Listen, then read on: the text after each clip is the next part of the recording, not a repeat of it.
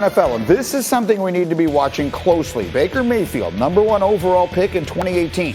He had his 5th-year option exercised a few months ago, but now we turn our attention to the potential long-term extension. This exactly is the moment on the calendar where they tend to like to do that, right before training camp. Well, Mayfield's agent, Jack Mills, was on ESPN 850 in Cleveland saying, we're not going to be dragging it out. I think there's been enough contracts done for quarterbacks lately to give us a pretty good idea of what the market is.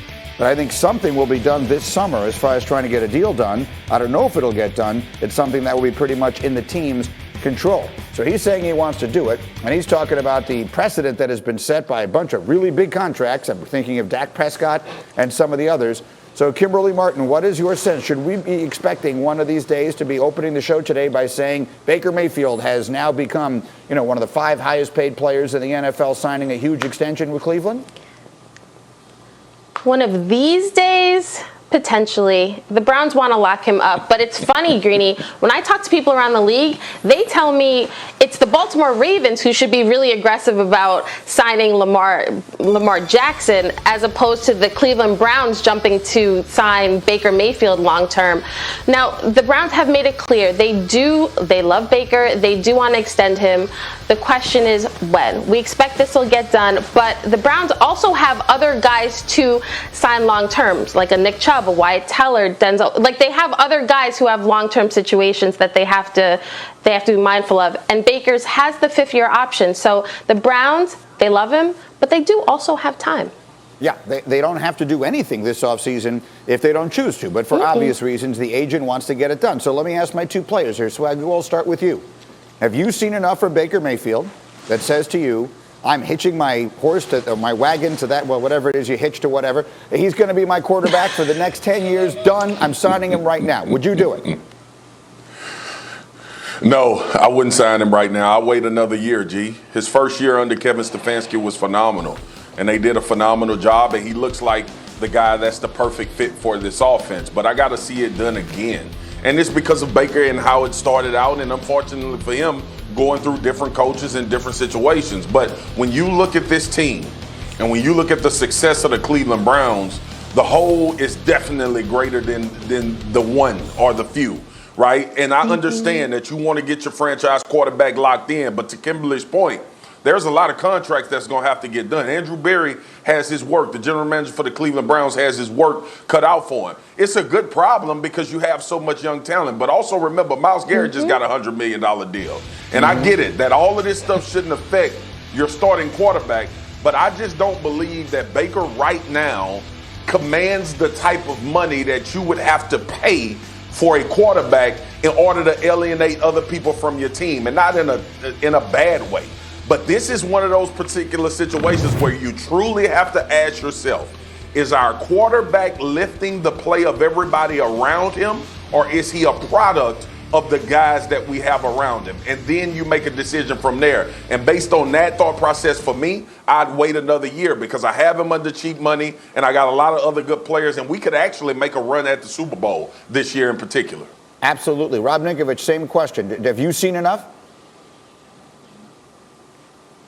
No, I haven't seen enough. Listen, when you look at quarterback QBR on strictly drop back passing, Baker is 20th. And okay, play action pass, he's 2nd. But what does that mean? That means play action pass, setting up the run, running the football, that's what they do. It's not his fault. They have a great running game. But for me to spend $30+ million a year on a quarterback, and we've seen what these quarterbacks are making and what the new contracts are going to be, they're going to be in excess of $40 million a year. You don't rush into that type of money decision-wise. You don't just rush into that. Let's pay him top dollar. No. I want to see him progress a little bit more. I want to see him drop back in the pocket, throw some accurate passes, be a all-around great quarterback, and then I'll give you the money. Because right now, I just still think that he has to grow as a player, and I want to see him be an accurate pocket passer. All right, we will see if they ultimately do choose to hitch their wagon to that horse or whatever. I never get that expression right. Okay, as we continue in just a moment. Coming up, just stop. How much does Tampa good Hawks a 1-point lead? Here's the final chance for Milwaukee, down by 3 in the final seconds. Chris Middleton for the tie, no good. Trae Young, 48 points, 11 assists, and the Hawks, for the 3rd consecutive series, steal game one as they win in Milwaukee last night. And Vince brought up earlier this morning how effective they were in the pick and roll. And PJ, I know you have some tape put together to show us exactly that, how Trae Young used that so well last night.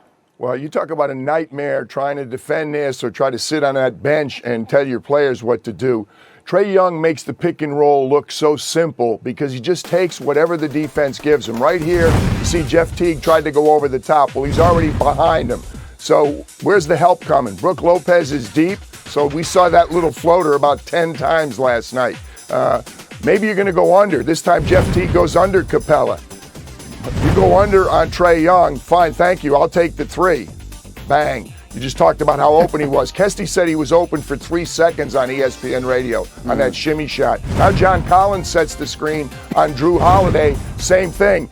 Bobby Portis is up a little bit higher. Okay, I'll take a jump shot floater from the free throw line. The dilemma Mike Budenholzer has is what are you going to do with Brook Lopez? Brook Lopez is playing so well, but he can't come all the way up. If he comes all the way up and tries to defend that pick and roll, as soon as Trae it doesn't matter whether you go under or over, he's going to have two defenders in his rearview mirror. The idea of keeping Brook down there, at least you got to shoot over a 7-footer. Right now, no pick and roll defense has worked. And it's not like this is the Bucks' problem. This has been a problem for 3 teams so far. It's going to be a problem for anybody trying to defend that. And so what do you do, Vince? I guess it's a question no one can answer. How do you stop Trae Young? Well, here's the thing.